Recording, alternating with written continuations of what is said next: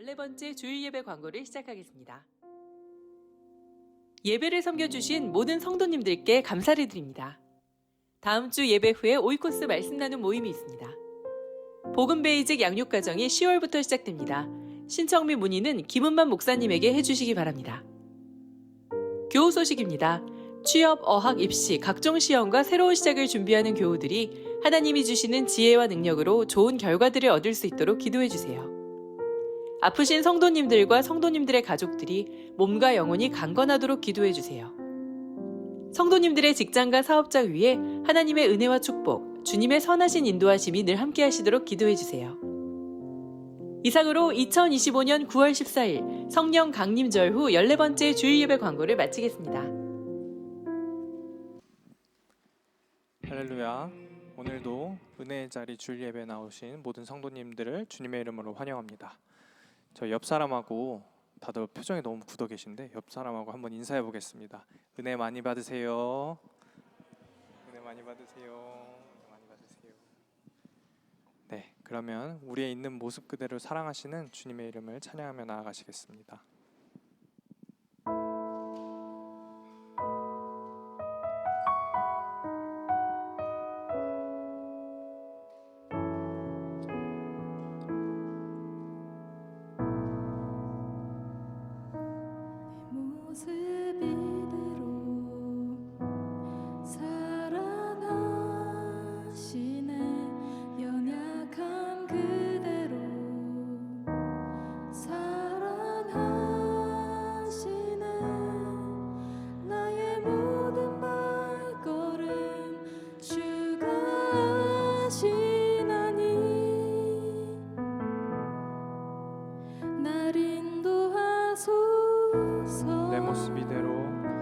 내 모습 이대로 사랑하시네. 연약함 그대로 사랑하시네. 나의 모든 발걸음 주가 하시나니 날 인도하소서. 주의 날개 아래 거하는 것, 주의 임재 안에 거하는 것, 나의 가장 큰 소망, 나의 가장 큰 은혜, 주와 함께 동행하는 주의 날개 아래, 주의 날개 아래 거하는 것, 주의 임재 안에 거하는 것, 나의 가장 큰 소망, 나의 가장 큰 은혜, 주와 함께 동행하느니.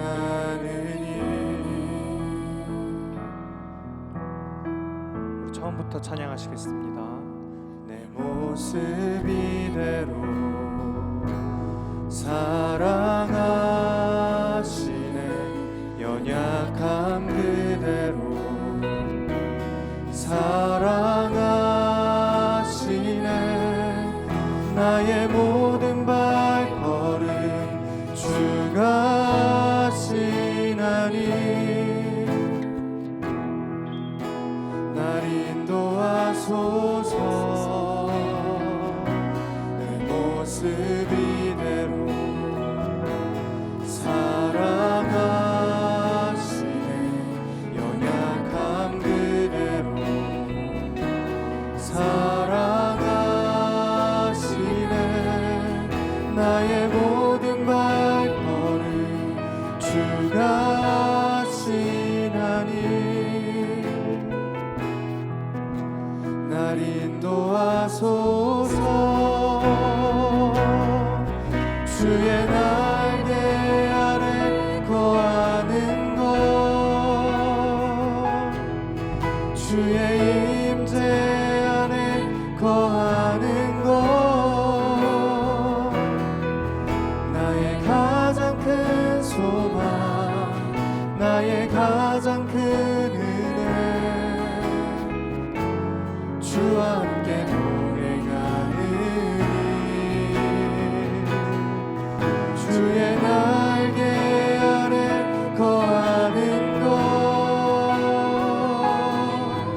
주의 임재 안에 거하는 것 나의 가장 큰 소망 나의 가장 큰 은혜 주와 함께 동행하느니 주의 날개 아래 주의 날개 아래 거하는 것 주의 임재 안에 거하는 것 나의 가장 큰 소망 나의 가장 큰 은혜 주와 함께 동행하느니 주의 날개 아래 거하는 것 주의 임재 안에 거하는 것 나의 가장 큰 소망 나의 가장 큰 은혜 주와 함께 동행하느니 우리 목소리로 고백하실까요? 주의 날개 아래 거하는 것 주의 임재 안에 거하는 것 나의 가장 큰 소망 나의 가장 큰 은혜 주와 함께 동행하느니 주의 날개 아래 주의 날개 안에 거하는 것 주의 임재 안에 거하는 것 나의 가장 큰 소망 나의 가장 큰 은혜 주와 함께 동행하느니 나의 가장 큰 소망 나의 가장 큰 소망 나의 가장 큰 은혜 주와 함께 동행하느니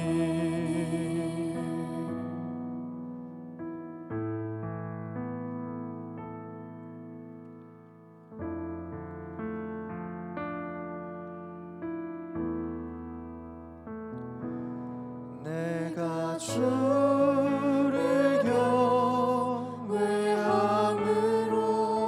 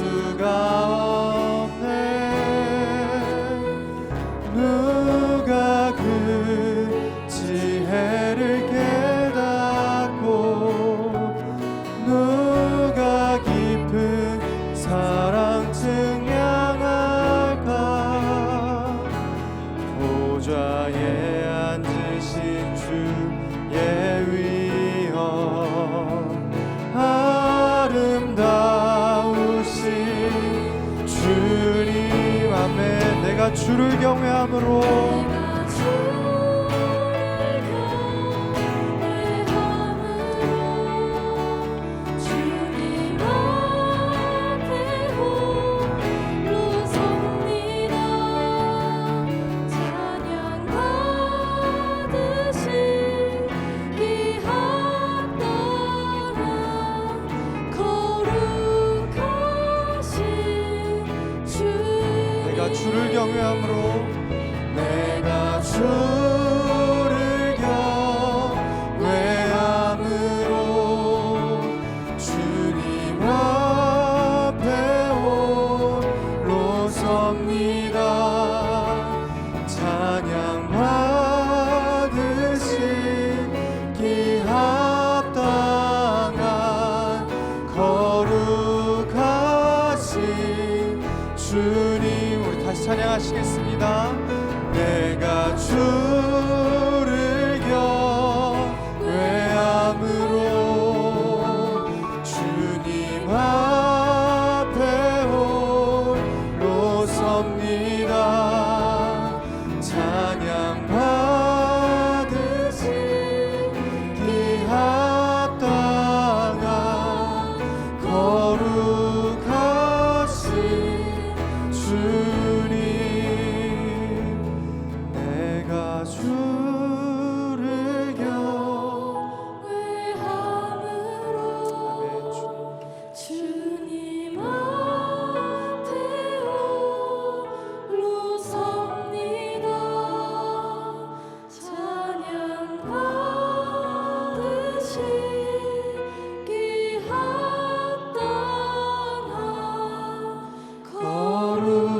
거룩하신 주님. 우리 다 같이 일어나셔서 인례 찬양 함께 하시겠습니다.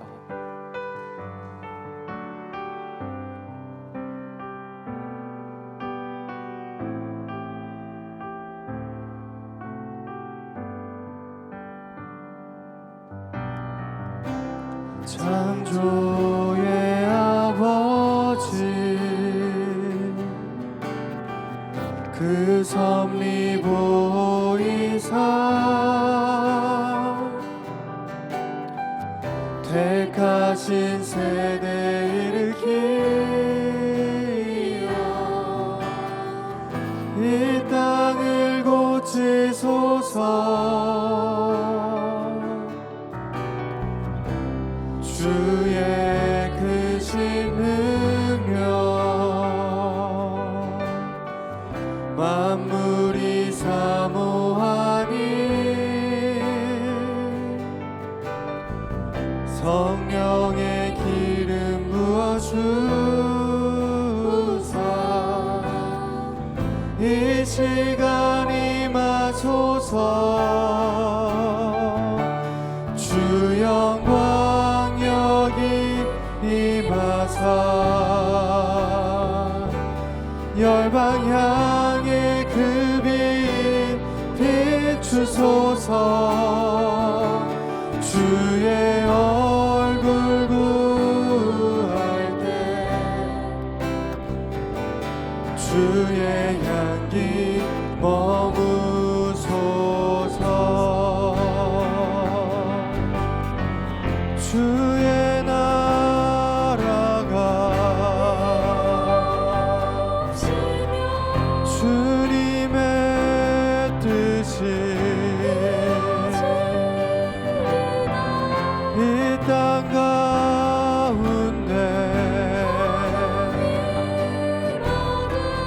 영광 보이소서. 주 영광 여기 임하사 열방 향해 그 빛 비추소서. 주의 얼굴 구할 때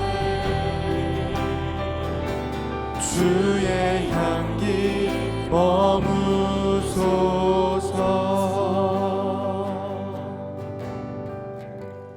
우리 함께 이 시간 기도하며 나아갈 때에 사랑의 하나님, 주의 얼굴이, 하나님의 성령이 우리 예배 가운데, 우리 심령 가운데 임하여 주옵소서. 우리 하나님의 임재를 구하며 우리의 죄와 허물을 고백하며 기도의 자리로 나아가도록 하겠습니다. 사랑과 은혜가 많으신 아버지 하나님, 오늘도 주님 앞에 나올 때에 우리가 여전히 부족하고 연약한 모습으로 나옵니다. 주님, 우리를 긍휼히 여기소서. 우리의 마음속에, 우리의 소원과 우리의 반대, 우리의 모든 악한 것들 걸어가고 주님, 죄의 모습들을 깨끗하게 씻어주옵소서. 주님의 손에 십자가의 불을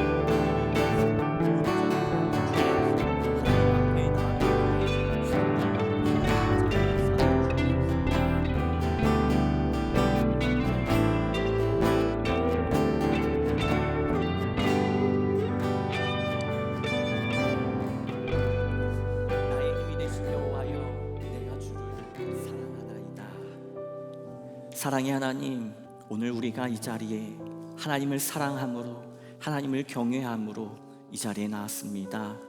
주님, 우리를 돌보아 주시고 한 사람 한 사람을 만나시며 하나님의 마음을, 하나님의 사랑을, 하나님의 뜻을 깨달아 배우고 경험하는 오늘 예배되게 하여 주옵소서.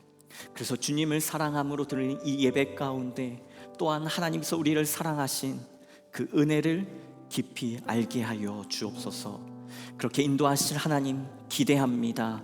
감사드리며 이 모든 말씀 우리 주 예수 그리스도의 이름으로 기도드립니다. 아멘. 나는 전능하신 아버지 하나님, 천지의 창조주를 믿습니다. 나는 그의 유일하신 아들 우리 주 예수 그리스도를 믿습니다.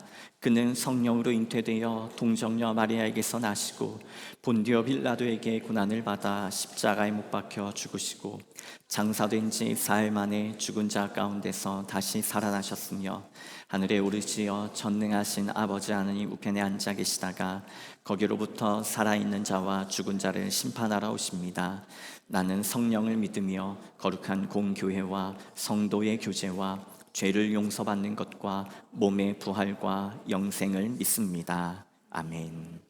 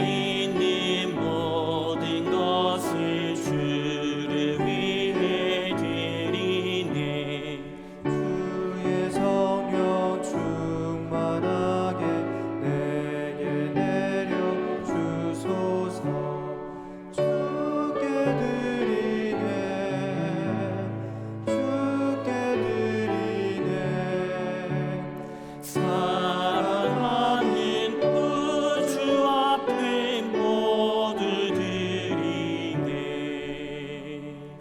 아멘.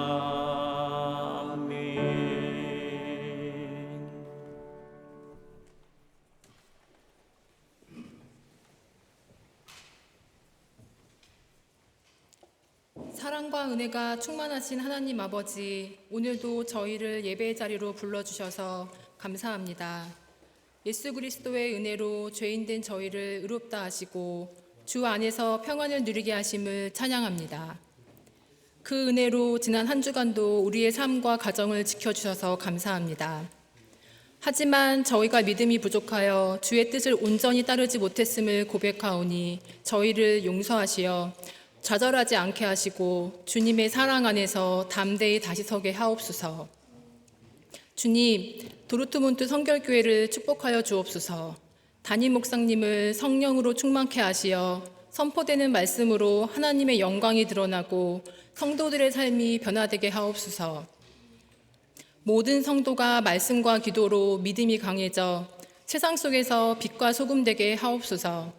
특별히 꿈땅 빛땅 길 다음 세대를 세상의 유혹과 시험에서 지켜주시고 믿음 안에서 성장하게 하여 주옵소서. 주님, 대한민국과 우리가 사는 독일을 긍휼히 여기시어 두 나라가 주님의 공의와 사랑을 드러내게 하옵소서. 또한 전쟁과 갈등으로 고통 속에 있는 나라들을 불쌍히 여기시어 상처 입은 이들에게 위로와 회복을 주시고 속히 평화를 허락하여 주옵소서. 주님, 이제 예배를 시작합니다. 우리의 예배를 기쁘게 받아주시옵고 성령의 인도하심으로 우리의 마음을 열어주셔서 드려지는 예배 가운데 주님만 바라보게 하옵소서. 이 모든 영광을 홀로 주께 올려드리며 예수 그리스도의 이름으로 기도드립니다. 아멘.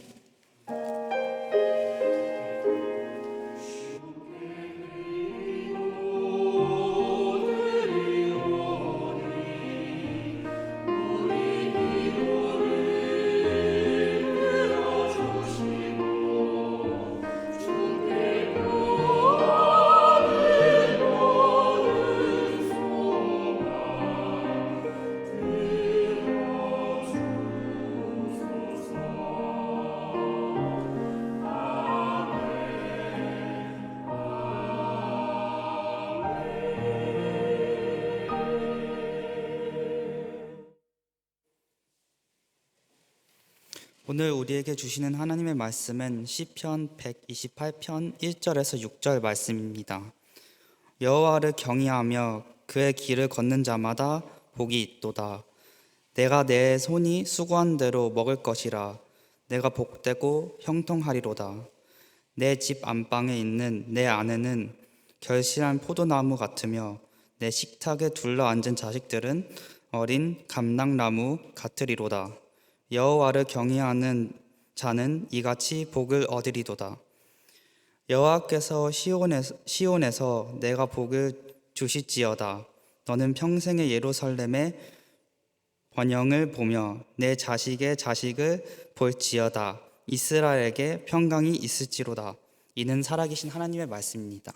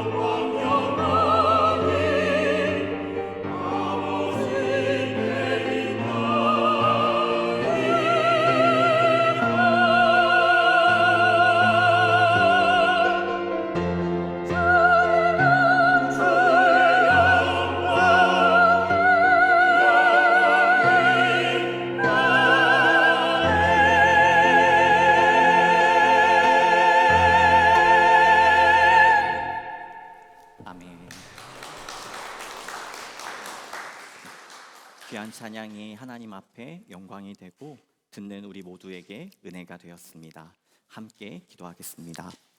사랑과 은혜가 많으신 아버지 하나님, 모든 영광과 존귀를 받아 주옵소서. 특별히 오늘도 주의 백성으로 우리를 삼아 주시고 우리의 삶을 하나하나 세심하게 보살피시고 인도해 주시는 그 은혜가 우리에게 족합니다. 주의 백성으로 우리가 이곳 자리에 모여 있는데 주님께서 우리의 간구 가운데, 부르짖음 가운데, 아픔 가운데, 때로는 기쁨 가운데 응답하여 주셔서 날마다 주님과 동행하는 삶을 살게 하여 주옵소서. 또한 그 동행함을 통하여 온전히 하나님께만 영광 돌리며 경외하는 삶을 살게 하실 것을 믿으며 감사드리며 예수 그리스도의 이름으로 기도드립니다. 아멘. 주님의 은혜와 평강이 여러분들의 삶과 가정 가운데 충만하시기를 주님의 이름으로 축복합니다. 오늘부터 4주 혹은 5주 정도 축복에 대해서 또 혹은 이제 교회에서 조금 이제 거리감을 두는 재산과 소유에 대해서 말씀을 나누려고 합니다. 기독교 신앙 안에서 축복과 형통은 자주 사용되고 중요한 의미를 지니고 있는 내용입니다. 또한 동시에 가장 오해하기 쉬운 내용이기도 합니다. 교회가 종종 신앙의 본질을 소홀히 해서 축복, 특히 물질적인 풍요와 세속적인 성공에 과도하게 집착하거나 강조해서 이 땅에서 얻는 축복이 마치 하나님이 주시는 축복의 전부인 것처럼 전해지기도 하거든요. 그래서 사실 오늘 말씀을 준비하면서 두려웠습니다. 무엇이 두려웠냐면요, 처음에는 기독교에서 또 교회 안에서 축복을 강조하는 것에 대해 거부감을 가지시는 분들이 계시거든요. 왜냐하면 기독교 신앙은 십자가 고난 가운데 터를 두고 있습니다. 그래서 십자가 고난이 없는 영광과 축복만 있는 신앙은 잘못된 것이라고 말을 하기도 하거든요. 그리고 또 하나 두려운 것은요, 믿기만 하면 잘 된다고 여기시는 분들이 계실 것 같아서 두려웠습니다. 오늘의 결론은 믿음은 맞는데요, 사람들이 우리가 생각하는 그 수준의 믿음이 아닐 것 같아서 믿기만 하면 잘 된다는 말을 목사로서 감히 드릴 수가 없습니다. 왜냐하면 그 믿음은 우리가 생각하는 수준의 믿음보다 더 큰 것을 요구하시는 하나님에 대한 믿음이기 때문입니다. 제가 왜 이렇게 말씀을 드리는지 오늘 말씀 가운데 말씀을 통해서 배우고 또 깨닫는 시간이 되기를 소망합니다. 교회는 제가 지난 고린도전서 1장의 말씀을 나눴던 것처럼 예수 그리스도의 십자가 복음의 토대 위에 서 있습니다. 이 십자가 복음은 고난만이 있는 것이 아니라 부활의 영광이 있고요, 하나님 나라에 참여하는 은혜까지를 다 포함합니다. 그래서 기독교 신앙의 축복은 잘못됐다라는 말 역시 저는 비판하고 싶습니다. 왜냐하면 기독교 신앙에 반드시 축복이 있습니다. 축복이 없는 신앙은 잘못된 신앙이기도 합니다. 이러한 점에서 오늘날 일부 교회가 전하는 물질적 축복의 중심, 이 기복적 신앙은 잘못된 것이지요. 그럼에도 불구하고 우리 교회에는, 그리고 모든 기독교 복음에게는 축복과 고난과 섬김과 봉사, 이 모든 것들이 그 진리 안에 담겨져 있는 것입니다. 실제로 물론 성경은 무조건적인 축복이나 물질적 부의 약속을 보장하지 않습니다. 그런데 정말 성경은 축복을 말하지 않을까요? 제가 이제 히브리어를 준비를 했는데요, 히브리어를 잘 아시는 분들은 이제 여기에 오타가 숨겨져 있다는 것은 아실 겁니다. 네, 그것은 중요하지 않습니다만, 이제 보시면 세 가지 단어를 축복, 복, 형통이라는 단어에 사용됩니다. 찰라흐라는 단어도 있고요, 샤칼이라는 단어, 또 우리가 잘 아는 샬롬도 있고요. 또 여기에 쓰진 않았지만 토브라는 선하다라는 의미의 단어도 축복을 말할 때 사용됩니다. 그런데 이 단어들의 의미를 한번 보십시오. 번영, 성공, 그리고 평안, 형통, 보시면 어떤 차이점이 느껴지시나요? 네, 맞아요. 차이점이 하나도 없습니다. 성경이 말하는 축복이나 세상이 말하는 축복이나 차이점이 없다는 것입니다. 그런데 다른 점이 있어요. 무엇이 다를까요? 제가 민수기 6장 24절부터 26절 말씀을 읽어보도록 하겠습니다. 여호와는 내게 복을 주시고 너를 지키시기를 원하며 여호와는 그의 얼굴을 내게 비추사 은혜 베푸시기를 원하며 여호와는 그 얼굴을 내게로 향하여 드사 평강 주시기를 원하노라. 아멘.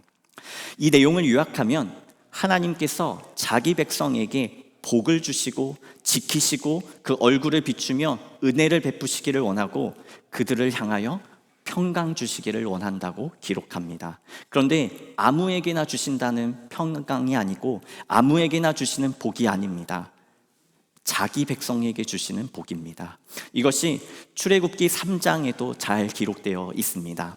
하나님이 이르시되 내가 반드시 너와 함께 있으리라. 네가 그 백성을 애굽에서 인도하여 낸 후에 너희가 이 산에서 하나님을 섬기리니 이것이 내가 너를 보낸 증거니라. 그러니까 하나님께서 이스라엘 백성들을 출애굽시키셔서 하신 첫 번째 일이 자기 백성을 삼으신 것입니다. 그리고 자기 백성을 삼으셔서 내 백성을 향하여 하나님께서 복을 주시고 지키시고 은혜 베푸시기를 원한다고 하셨고 무엇보다 그들의 부르짖음 가운데 응답하겠다고 말씀하셨습니다.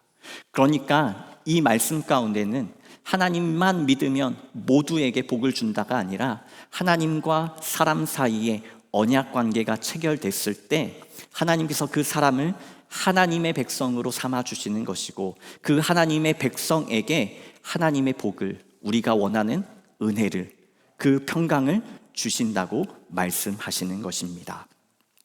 그래서 우리가 기억해야 할 것이 있습니다. 하나님과 내가 어떤 관계 속에 있는지를 먼저 확인하셔야 됩니다.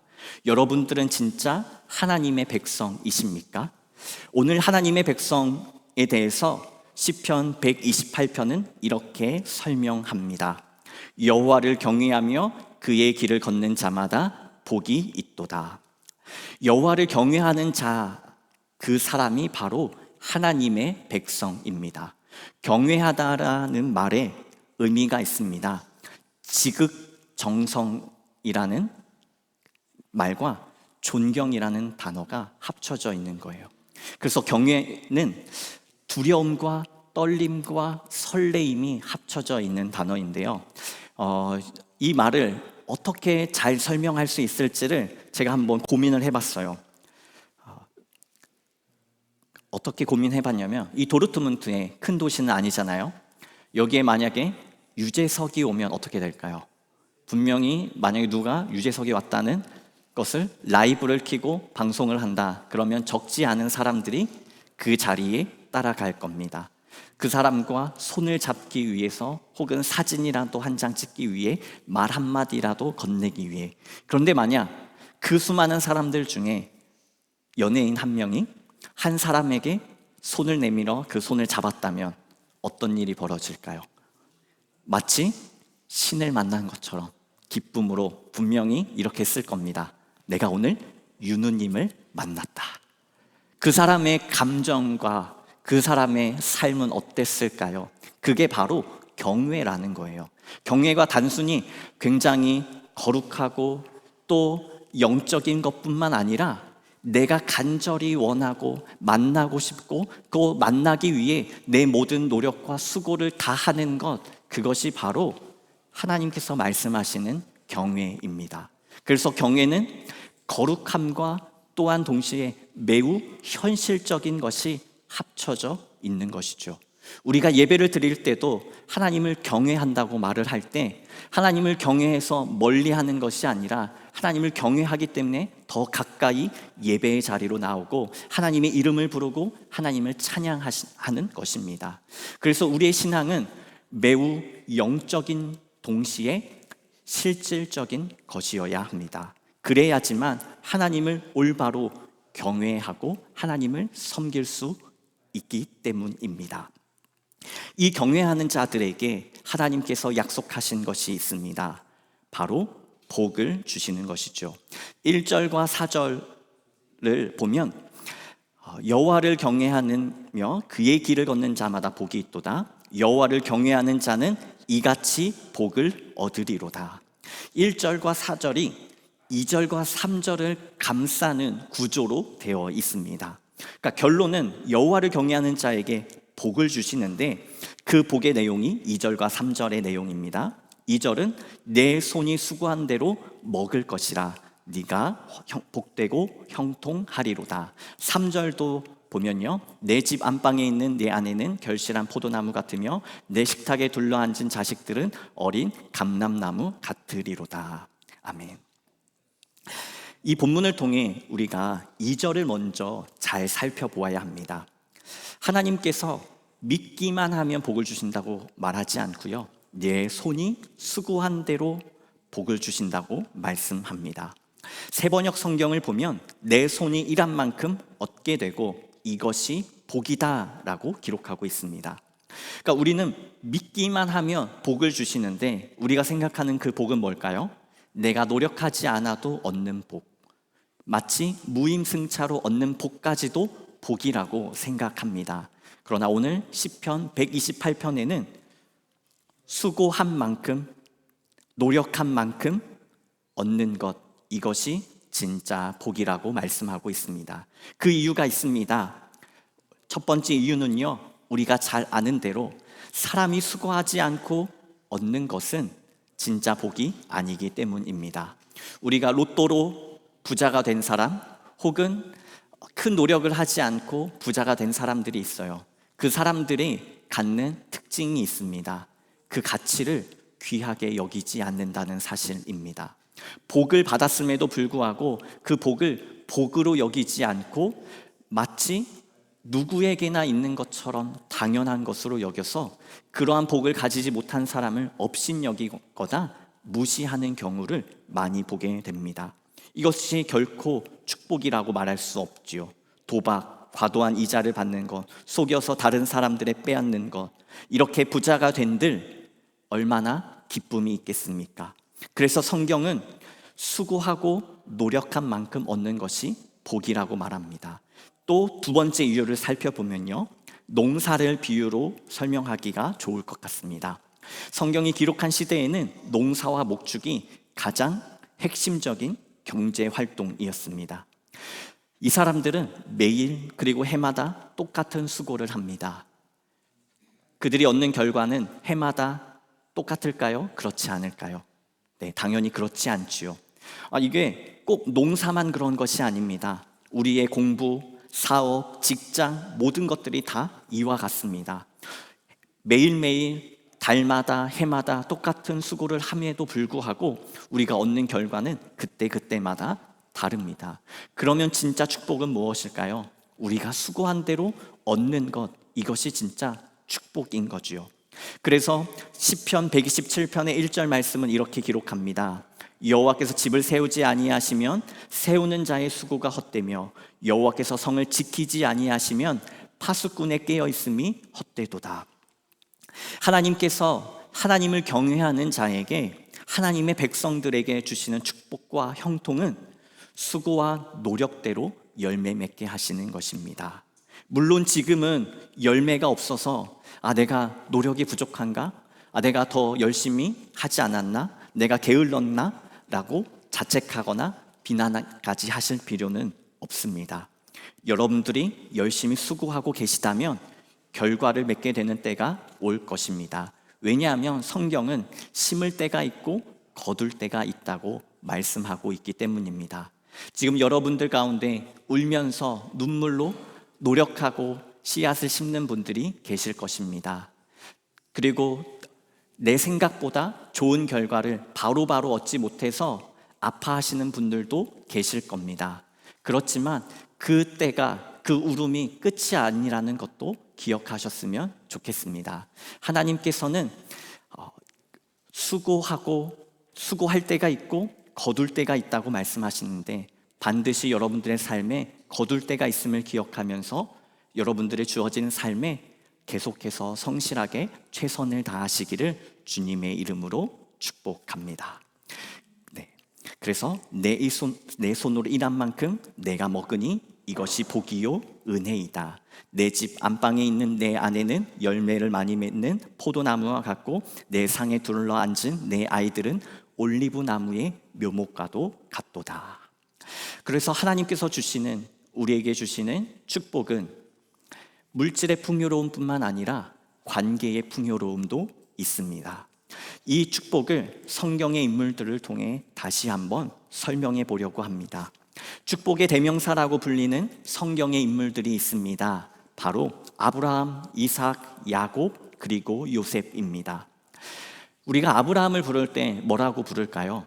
우리는 아브라함을 믿음의 조상이라고 부릅니다.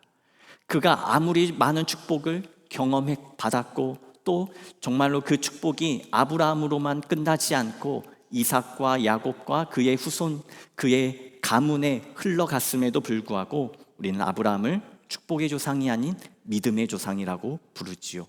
왜 아브라함은 축복의 조상이 아닌 믿음의 조상일까요? 무엇이 하나님이 아브라함을 축복하셨으며 또 아브라함의 어떤 모습이 하나님을 기쁘시게 했을까요? 창세기 11장 말씀에 하나님께서 아브라함을 향해 이렇게 말씀하셨습니다. 우리가 잘 알고 있는 대로 너는 너의 고향과 친척과 아버지의 집을 떠나 내가 내게 뭐할 땅으로요? 지시할 땅으로 가라. 아브라함은 이 말도 안 되는 하나님의 부르심에 말씀을 의지하며 순종했지요. 그의 순종 가운데는 순종을 통해서 하나님께서 아브라함에게 형통함을 또 축복을 약속해 주셨습니다. 그것이 바로 창세기 12장에도 기록되어 있고 15장에도 기록되어 있습니다. 내 이름을 창대하게 하리라. 내 민족을 하늘의 별과 바다의 모래처럼 많게 하리라. 너는 복의 근원. 이제 개역 개정 본문에는 복이 될지라. 이 아브라함의 무모함처럼 여러분 하나님을 신뢰하고 경외하고 계십니까? 아브라함의 무모함이 정확하게는 하나님에 대한 경외함이 하나님으로부터 약속을 받고 그 약속을 성취한 비결입니다. 그런데 여기서 끝이 아니었습니다. 하나님께서는 아브라함을 시험하시려고 100세에 얻은, 아주 늦은 나이에 얻은 그의 아들 이삭을 하나님께서 말씀하시는 산으로 데려가서 번제로 태워버리라고 하셨습니다. 내가 사랑하는 내 독자 이삭을 데리고 번제로 드려라. 우리는 이렇게 말합니다. 제가 믿는 하나님은요, 아주 인격적이시고 아주 합리적인 분이셔서 절대 그런 걸 나에게 요구하실 리가 없습니다. 그런 하나님은 나는 도저히 믿을 수가 없습니다. 그런데요, 아브라함은 어떻게 했을까요? 이삭을 데리고 번제로 드렸습니다. 물론 성경의 말씀을 보면 아브라함은 이삭을 번제로 드리지 않았습니다. 왜냐하면 하나님께서 막으셨거든요. 그럼에도 불구하고 저뿐만 아니라 많은 사람들이 아브라함이 이삭을 번제로 드렸다라고 말을 하는 이유는 행동이 아니라 그의 마음에 있기 때문입니다. 이미 그는 마음으로 자신의 사랑하는 이삭을, 자신의 삶의 가장 중요한 것을 하나님 앞에 제물로 드렸기 때문입니다. 그 마음에는 무엇이 담겨져 있을까요? 하나님, 이 이삭을 내가 너무나도 사랑하고 이 이삭이 내 삶의 전부이지만 하나님께 드립니다. 그때 하나님께서는 아브라함의 믿음을 그의 의로 여기셨다고 기록하고 있습니다. 또한 하나님께서 이제 내가 나를 경외하는 줄을 알리라 라고 말씀하셨지요. 그 경외함이 오늘 본문과도 연결되어 있습니다. 아브라함이 복을 받은 이유는 바로 하나님을 향한 절대적인 신뢰였고 경외함 때문이었습니다. 그리고 그 가운데 가장 중요한 것, 그의 아들 이삭에게 하나님을 경외하는 신앙을 가르쳐 주었지요. 이삭 또한 축복을 많이 받은 사람 중에 한 명입니다. 창세기 말씀을 보면요, 이삭이 농사를 지어서 100배나 그 결실을 얻었다고 기록하고 있습니다. 그런데 우리는 이삭에 대한 기록이 많지 않아서 하나님은 이삭을 사랑하셨구나, 이삭이 그냥 축복을 받았구나 라고 생각할 수 있습니다. 하지만 결코 그렇지 않습니다. 아브라함이 이삭을 바치려고 했을 때 무모한 믿음을 보인 아브라함뿐만 아니라 절대적인 하나님에 대한 신뢰를 보인 이삭도 그 자리에 있었습니다. 이삭이 하나님에 대한 혹은 자신의 삶에 대한 믿음과 신뢰를 나타내는 본문들이 있습니다. 우리 이삭의 이름을 우물 파는 자라고 말을 하는데요, 지금은 물을 마음껏 쓸 수 있지만 옛날에는 그렇지 않았습니다. 물을 얻기 위해서는 직접 땅을 파야 했고요, 그래서 그 물은 특별히 이스라엘 지역 사막 기후와 같은 이 지역은 물이 귀해서 물은 소중한 생명이었고 재산이었고 권력의 상징이었습니다. 이삭은 그런 우물을 넉넉하게 가지고 있었지요. 그런데 문제는 이삭이 이런 우물을 여러 번 빼앗겼다는 것입니다. 이 본문을 읽으면 읽을수록 과연 이삭이 우물을 빼앗겼던 것일까라는 의문을 갖게 합니다. 왜냐하면 이삭의 사람들, 이삭의 가족들, 또 이삭의 종들은 우리가 싸워서 지켜내자고 분명히 이삭에게 말했습니다.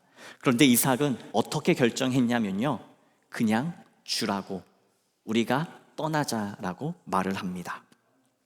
비록 주변에서는 절대 빼앗기면 안 된다고 했지만 이삭은 상식적으로 생각하지 않고 심지어 자기의 것을 내어주면서 하나님을 향한 절대적인 신뢰와 믿음으로 행동했습니다. 그리고 다른 곳으로 가서 우물을 팠습니다. 우리가 성경에서 읽는 것처럼 이삭이 우물을 아주 쉽게 얻었을 수도 있고요, 그런데 또 반대로 물이 나올 때까지 포기하지 않고 이삭의 사람들이 땅을 팠을지도 모릅니다. 그러나 결론은 이삭이 우물을 얻었다는 것입니다. 그 시간 동안 원망도 했을 것이고 답답했을 것이고 우물을 얻지 못할까 봐 두려웠을 것입니다. 그런데 하나님께서 기뻐하셨던 것은 이삭이 그 두려움과 원망 가운데서도 놓지 않았던 것, 바로 하나님을 향한 절대적인 신뢰와 경외함이었다는 사실입니다. 오늘 우리가 읽은 2절 말씀이 뭐라고요? 내가 내 손이 수고한 대로 먹을 것이라. 이삭이 수고한 대로 우물을 얻지 못했다면 이 말씀은 완성될 수도 없고 이루어지지 않았을 것입니다. 그러나 하나님께서는 하나님을 신뢰하는 자에게 보여주시는 축복이 바로 수고한 대로 열매를 얻는 것입니다. 하나님을 경외하는 온전한 믿음과 성실한 일상의 수고가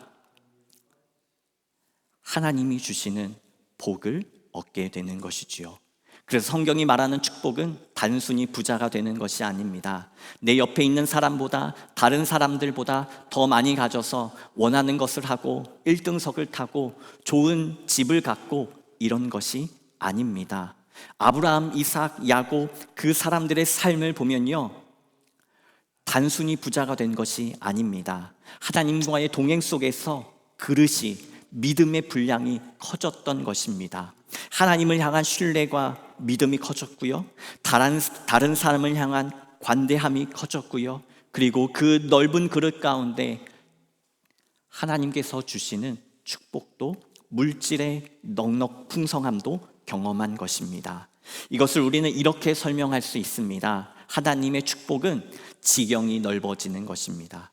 그래서 지경이 넓어짐으로 인해서 더 많은 사람들을 품을 수 있고 더 많은 사람들과 함께 할 수 있는 것이 바로 축복입니다. 아브라함은 그의 가족만 데리고 하란을 떠나 가나안 땅으로 이동했습니다. 그리고 그가 롯도 챙겨왔죠. 너무 재산이 많아져서 롯과 아브라함은 반씩 나눠줘서 서로 갈 길을 갔습니다.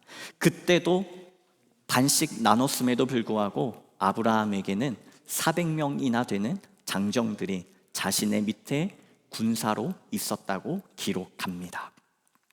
이 400명이라는 군사는 어쩌면 아브라함이 자신을 지키기 위해 고용한 사람들일 수도 있습니다. 그런데 또 반대로 갈 곳이 없는 사람들을 데려다가 자신의 집에 거처하게 하고 유하게 한 아브라함의 관대함, 그리고 소위 말하는 그의 넓은 지경이라고 말할 수 있는 것이지요.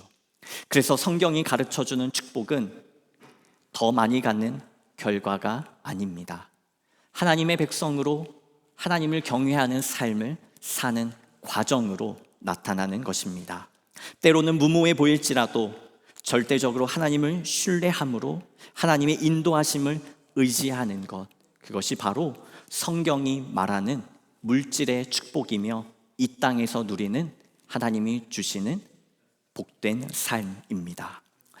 여러분들께서는 어떤 축복을 원하고 계십니까? 세상이 말하는 대로 성경에서도 말하는 결과적인 더 많이 갖는 그 축복에 관심이 있으십니까? 아니면 성경의 사람들이 살아낸 것처럼 때로는 고난 가운데, 두려움 가운데 무모하지만 하나님을 향한 절대적인 신뢰로 주님과 함께 동행하는 것입니까? 우리는 동행할 때 주시는 하나님의 은혜를 사모해야 되고 그것을 믿으며 오늘 하루 우리의 삶의 과정을 귀히 여기시며 또 축복해 주시는 하나님의 손 안에 주님과 동행하는 삶을 살아가시기를 주님의 이름으로 축복합니다. 우리 함께 이 시간 찬양하며 기도하고 싶은데요, 내 모습 이대로라는 찬양입니다.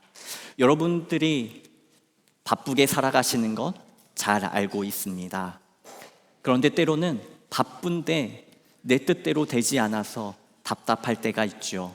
하나님, 비결 좀 알려주십시오라고 기도할 때도 있고, 저 사람은 이렇게 부자가 됐다는데 나도 한번 저렇게 해볼까? 라는 유혹 가운데 빠지기도 합니다. 그리고 어떤 사람들은 이렇게 말합니다. 아유, 그렇게 순진하게 하면 돈 못 벌어, 망해. 그런데 그 가운데 하나님의 마음을 품고 기도하면서 살아가시기를 소망합니다. 지금 당장 우리 눈에 결과가 보이지 않더라도 하나님을 향한 신뢰와 경외함 가운데 오늘 하루 하나님의 백성으로 살아간다면 우리 손이 수고한 대로 결코 손해보지 않고 하나님께서 채워주실 것입니다. 그 시간을, 그 노력을, 그 땀을 하나님께서 기억해 주실 것입니다. 그 하나님께서 주시는 성경의 축복이 여러분들의 삶에, 여러분들의 가정에, 또 자녀들에게 넉넉하시기를 주님의 이름으로 축복합니다. 우리 함께 찬양하며 기도하겠습니다.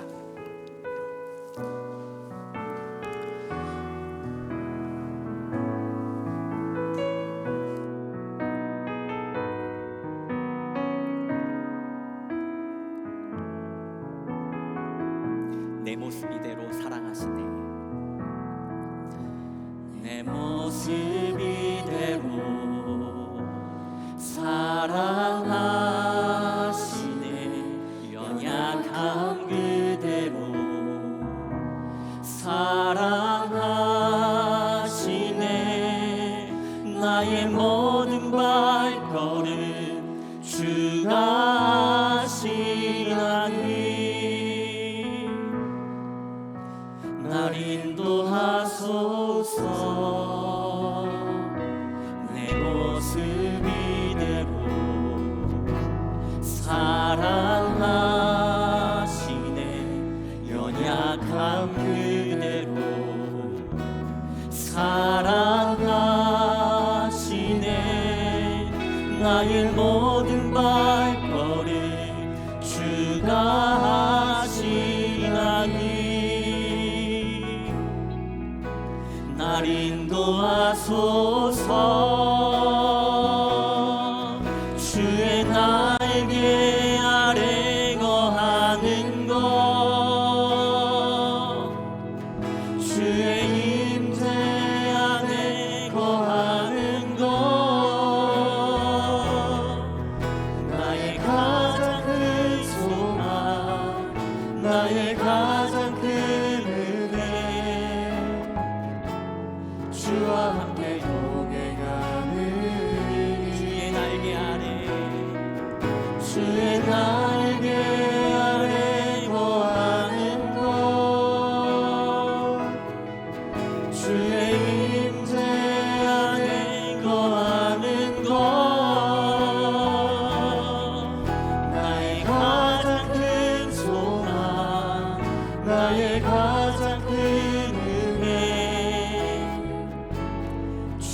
함께 우리 처음부터 고백하겠습니다. 내 모습 이대로 내 모습 이대로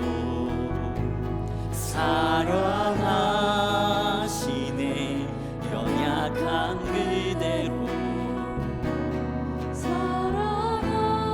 사랑하시네 나의 모든 발걸음 주가 하시나니 날 인도하소서 내 모습 이대로 사랑하시네 연약한 그대로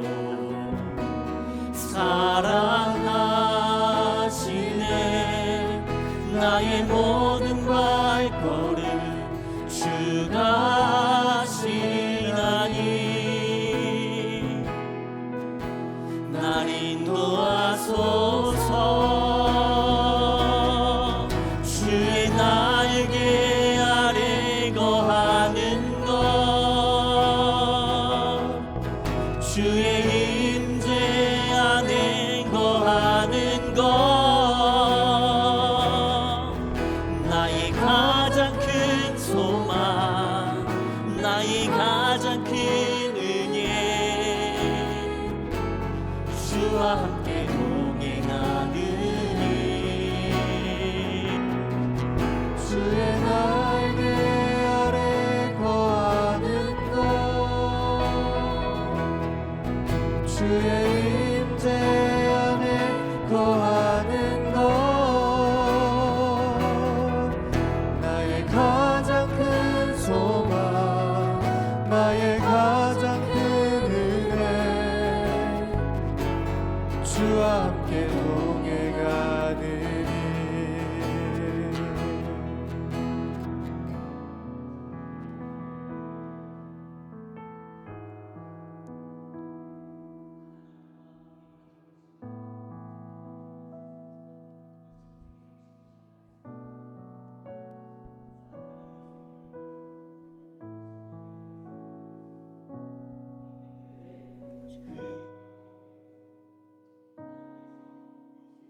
함께 하시고 요셉의 손에 열매의 풍성함을 붙여놓으셨다. 요셉이 가장 힘들었던 때가 언제였을까요? 바로 노예로 끌려가서 감옥에 갇히고 노예로 살아간 그 순간입니다. 그런데 성경을 보니 그 순간에 가장 힘들었던 그 순간에 하나님께서 요셉과 동행하셨다. 우리가 구해야 할 축복은 이 세상이 말하는 축복과 번영과 성공이 아니라 하나님과의 동행함 가운데 하나님이 함께 계셔서 우리가 손 대는 일마다 우리의 손이 수고한 대로 열매를 얻고 그 가운데 풍성함을 누리는 것입니다. 우리 함께 이 시간 기도할 때에 주님 내가 하나님과 동행하기를 원하고 하나님 나와 함께하여 주셔서 내 손이 수고한 대로 열매 맺게 하여 주옵소서. 그래서 손해보지 않게 하시고 잃어버리지 않게 하시고 하나님이 주시는 은혜를 누리게 하여 주옵소서. 우리 함께 이 시간 기도하며 나아가도록 하겠습니다. 주여 아버지 하나님 우리가 이 시간 고백할 때로 하나님 은혜 안에 거하기를 소망하고 주의 날개 아래 있기를 원합니다.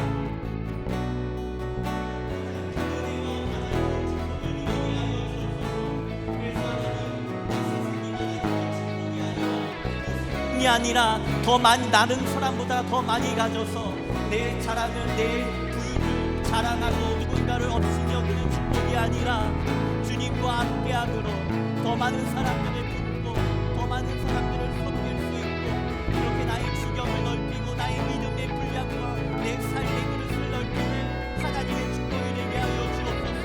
그래서 오늘 나에게 주시는 말씀처럼 내 손이 수고한 대로 복을 얻을 것입니다 하신 그 말씀 그 은혜가 우리 성도님들의 삶 가운데 가정 가운데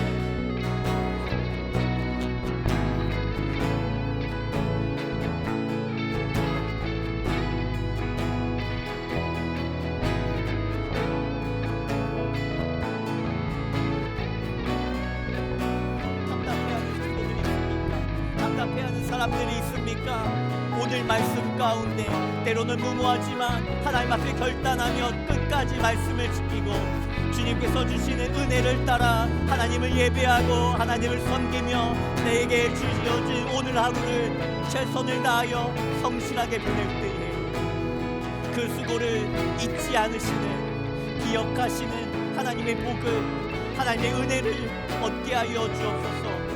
무엇보다 그것으로 끝나지 않게 하여 주시고 다른 사람들이 저 사람은 하나님이 함께 계셔서 손대는 것마다 복을 얻고 열매를 얻는다는 그 증인된 삶을 살게 하여 주옵소서. 사랑과 은혜가 많으신 아버지 하나님, 때로는 우리는 다른 사람보다 더 많이 가지지 못해서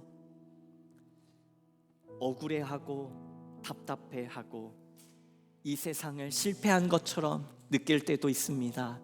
그러나 하나님, 우리가 하나님을 섬길 때에 온전하고 무모하고 절대적인 믿음으로 주님을 사랑하게 하여 주시고 그 사랑 가운데 하나님의 백성을 책임지셔서 지키시고 돌보시며 평강을 주시는 하나님의 손길을 경험하게 하여 주옵소서. 무엇보다 우리가 수고한 대로 거두게 하신 그 하나님의 말씀이 우리의 말씀이 되게 하여 주시고 우리의 삶이 되게 하여 주셔서 많은 사람들이 보기에 저 사람은 하나님이 함께 계셔서 하나님이 축복을 해주셔서 손이 수고한 대로 열매를 맺는다는 하나님 백성의 증인된 삶을 살게 하여 주옵소서. 하나님, 이 시간 또한 하나님이 주신 그 축복에 감사하여서 11조로 감사 헌금으로 선교 헌금으로 주일 헌금과 주정 헌금 또 각 제목으로 주님 앞에 예물을 드립니다. 이 예물에 담긴 감사와 또 하나님을 향한 신뢰를 축복하여 주시고 더 넉넉한 것으로 채워 주옵소서.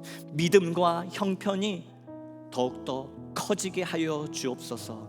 우리에게 더 드릴 수 있는 믿음도 형편도 허락하여 주옵소서. 감사드리며 이 모든 말씀 우리 주 예수 그리스도의 이름으로 기도드립니다. 아멘. 우리 함께 일어나셔서 위탁의 말씀 교독하겠습니다. 내가 곧 생명의 떡이니 내게 오는 자는 결코 줄이지 아니할 터이니 나를 믿는 자는 영원히 목마르지 아니하리라.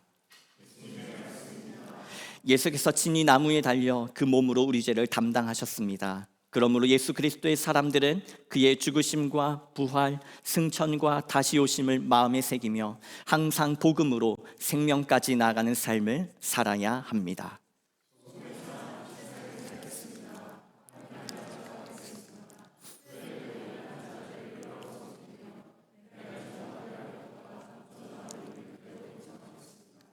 고난의 아픔이 있어도 기쁨으로 순종하겠습니다. 주님께서 함께 하십니다. 주님의 뜻대로 붙드시며 복음으로 제자로 살고 생명을 살리기까지 주님의 뜻대로 인도하소서. 아멘. 지금은 우리 주 예수 그리스도의 은혜와 놀라우신 하나님의 사랑과 성령의 교통하시며 함께 하심이 오늘 말씀 가운데 주님을 경외함으로 아브라함의 무모함처럼 이삭의 절대적인 신뢰처럼 하나님을 경외하고 하나님을 의지하며 주와 동행하기를 결단하는 당신의 백성들 머리 위에 사람이 수고한 대로 채우시며 열매 맺게 하시는 하나님의 은혜와 평강이 넉넉하게 있기를 우리 주 예수 그리스도의 이름으로 간절히 축원하옵나이다. 아멘.